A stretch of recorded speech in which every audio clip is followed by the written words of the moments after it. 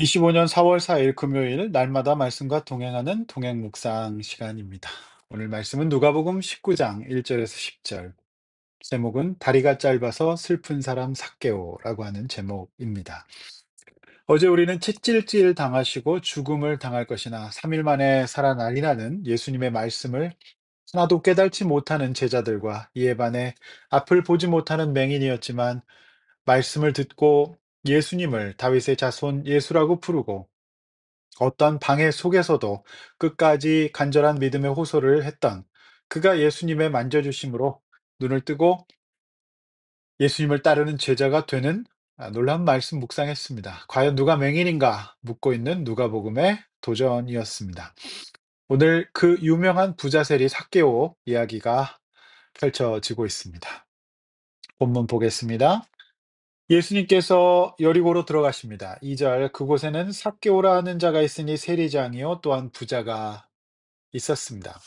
그는 세리장입니다. 오랫동안 세관에 근무하면서 부정한 방법으로 큰 부를 축적한 사람이었죠. 3절 그런데 예수님께서 그에게 관심을 가지십니다. 예수께서 어떠한 사람인가 보고자 하되 3절에서 인상적인 이 말씀은 키가 작고 사람이 많아 할 수가 없었다는 말씀입니다. 그래서 4절 앞으로 달려가 보기 위하여 돌무화과 나무에 올라가서 예수께서 그리로 지나가시는 그 길에 그 나무 위로 올라가는 겁니다. 기발한 방식을 사용한 거죠. 키가 작았다. 이 상징적인 말씀인데요. 이것은 육신의 키뿐만 아니라 그 마음의 키 역시 부자였음에도 불구하고 여전히 자라지 못했다라고 하는 상징적인 말씀입니다. 왜냐하면 아무리 많은 재산을 모았어도 사람들이 멸시하고 조롱하는 식민지 시대의 세무 공무원으로서 그는 그 구조 속에서 자국민인 같은 유대인으로서 과다한 세금을 얻는 만큼 자신이 성과급을 받는 구조였기 때문에 오랫동안 많은 돈을 벌어서 부는 축적할 수 있었지만 같은 동족으로서 그렇게 이제 동족의 고혈을 빨아먹는 그 삭개오를 너무너무 미워하고 싫어했던 거죠. 우리나라의 역사로 치면 어떤 일종의 친일파, 그러니까 민족을 팔아먹고 자신 부를 축적한 사람, 그런 사람이었습니다. 최악이었습니다. 그래서 세리와 죄인이라는 말입니다. 이게 상징적인 신약의 언어인데요. 주변에 아무도 그를 상대해 주는 사람이 없죠.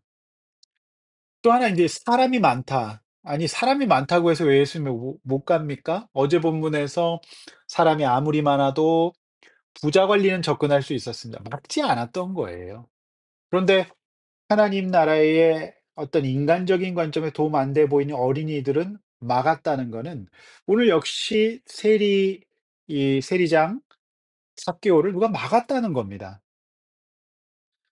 어 사람들은 그가 세리장이라는 것을 알았고요. 오랫동안 세리장이었습니다. 그러니까 오랫동안 그 일을 했기 때문에 알았습니다. 예 멸시했죠. "감히 네가 어디를 오느냐." 그래서 키도 작은 데다가 물리적으로 그리고 사람들이 자꾸만 그를 밀어냅니다. 그러니 예수님께 갈 수가 없었던 거죠. 그래서 이 키 작음은 두 가지 마음이 있다. 육신의 키가 작은 것도 있지만 그의 마음 그의 어떤 그 죄악된 상황 그리고 그 연약함을 사람들이 자금으로 쳐서 밀어버렸다는 겁니다. 그러나 어제 본문의 맹인처럼 삭개오는 포기하지 않았습니다. 사람들에게 차단당한 겁니다. 그러나 그는 나무 위로 올라갔습니다. 그러면 예수님도 그를 잘 쳐다볼 수 있기 때문이죠. 자, 우리는 계속해서 누가복음을 묵상하면서 이번 주간에 어린아이같이 하나님의 나라를 받들어야 한다는 말씀을 보았습니다. 자, 어린아이의 특성이 뭡니까? 무조건 높은 곳에는 올라가고 보지 않습니까? 그렇습니다. 삭개오는 지금 어린아이처럼 그 하나님 나라를 받들기 위하여 높은 곳에 올라가서 자신의 작은 키가 상징했던 것처럼 자신 안의 외로움과 공허함과 사람들로부터 멸시와 상처 이런 것들 이 작아진 자아상을 이 예수님을 통해서 치료받고 구원받아서 키우고 싶었던 겁니다. 진짜 제대로 된 인생을 살고 싶었던 거죠. 그런데 오늘 이 본문에 더 중요한 거는 저는 3 절이라고 생각합니다. 예수님께서 어떤 사람인가 먼저 보고자 했습니다. 그렇습니다. 오늘 본문에는 삭개오의 열심이 더 강조될 수 있지만 더 중요한 거는 예수님이 이제 구원의 때를 맞이하니까 세리장으로 평생 살면서 부를 축적했지만 공허하고 외롭고 마음이 너무 작아져 버린 키뿐만 아니라 이 사람의 가난한 마음, 이 잃어버린 아들, 99 마리의 양보다 1 마리의 양을 찾으셨던 동전 하나를 찾았던 그 마음으로 예수님은 그를 지금 찾고 계셨던 겁니다. 그거를 알고 계셨던 거예요. 삭개오 열심보다 예수님 먼저 그를 보고 싶어 하셔서 의도적으로 찾아오셨다는 거 여러분 잘 묵상하시길 바랍니다. 위로가 될 겁니다. 돌이켜 보면 내가 믿음이 좋아서 구원받은 거 아닙니다. 하나님이 먼저 나를 보시고 나의 작아진 마음, 공허함, 외로움을 아시고 찾아오셨던 거예요. 분명히 3 절은 말씀하고 있습니다. 그렇게 먼저 보고자 하셨기 때문에 그가 나왔던 겁니다. 그래서 우리는 하나님이 근데 이 예정을 우린 모르잖아요. 그래서 하나님은 누구에게도 다 관심 갖고 보고 계신다는 걸 믿고 우린 전도합니다. 그런데 이 하나님의 구원의 예정을 우리는 알 수 없기 때문에 우리가 하나님 그렇게 믿고요. 그리고 우리는 최선을 다해서 또 전도하고 우리가 주님 앞에 나와야 되는 겁니다. 하나님의 구원의 예정과 우리의 어떤 하나님에 대한 적극성이 함께 만나서 역사가 이루어지는 것이죠. 5 절 역시 예수님께서 그곳에 이르사 쳐다보시고 이르시되 삭개오야 안 보실 수도 있는데 보시잖아요. 초청하세요. 그리고 그 집에 유하여야 하겠다. 당시로서는 파격적인 말씀입니다. 아무도 상대하지 않는 사람인데 수요일 본문의 어린아이를 제자들이 막았듯이 세리는 사람들이 막는 당시 최악의 죄인이었지만 예수님께서는 그를 보셨을 뿐만 아니라 부르시고 이름을 부르시고 그리고 그 집에 거하시겠다. 성육신입니다. 예수님이 함께 계시는 겁니다.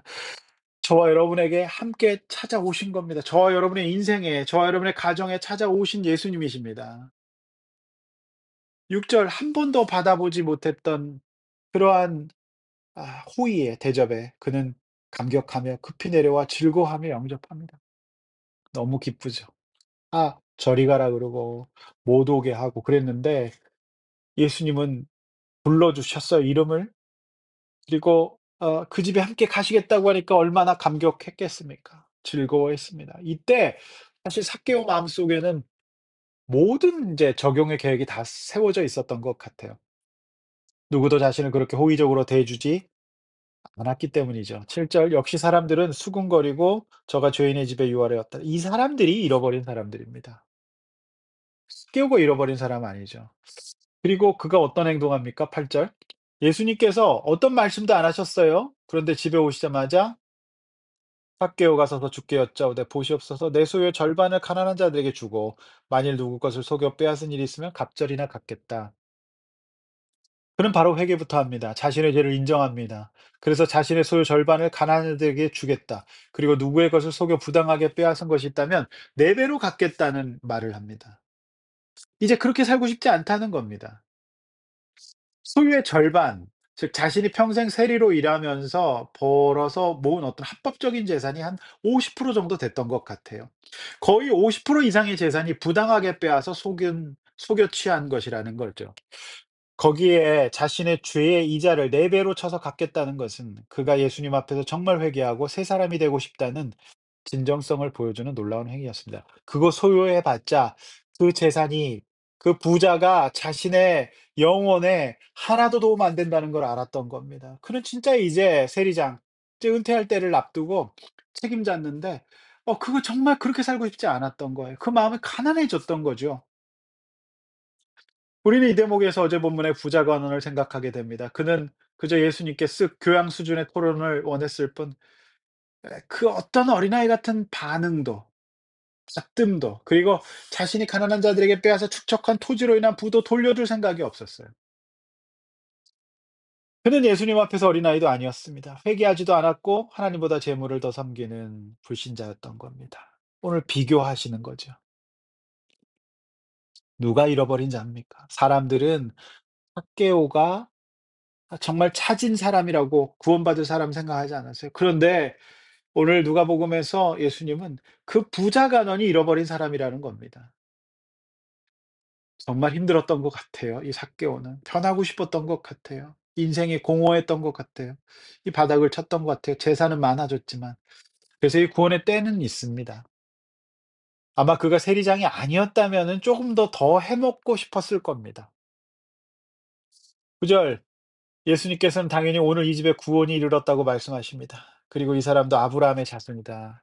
놀랍게도 이 사람이 바로 제대로 된 유대인으로서 아브라함의 자손이라고 선포하십니다. 왜냐하면 10 절, 예수님께서 이 땅에 오신 것은 잃어버린 자를 찾아 구원하기 위함이셨기 때문입니다.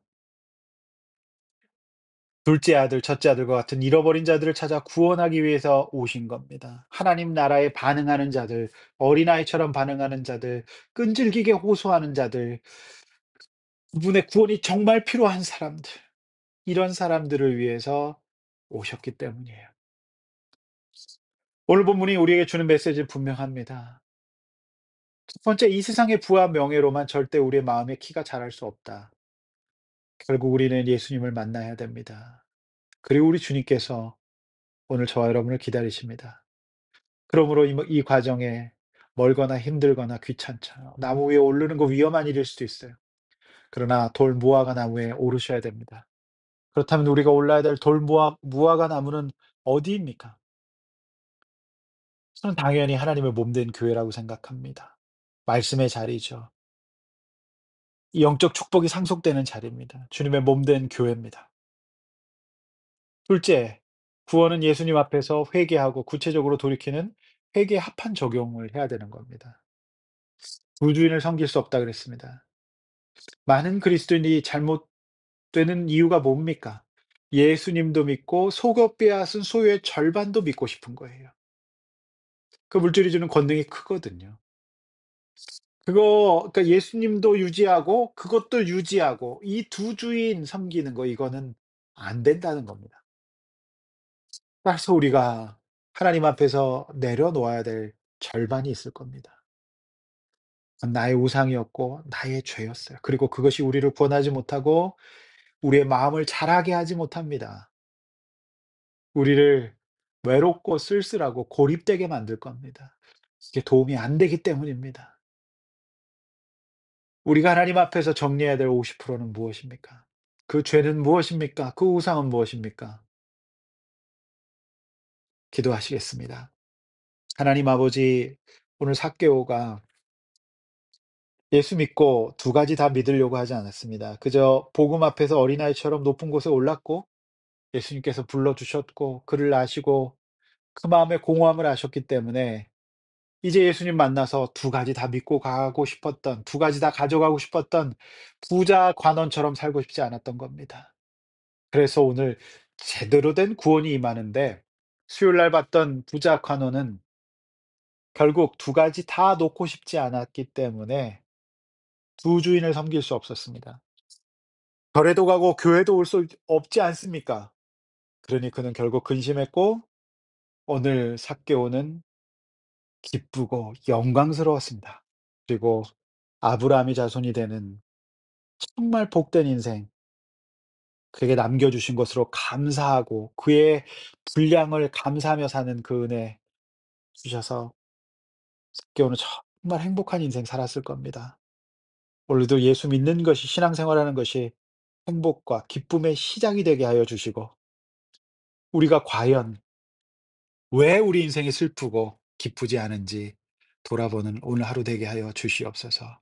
예수님의 이름으로 기도하옵나이다. 아멘.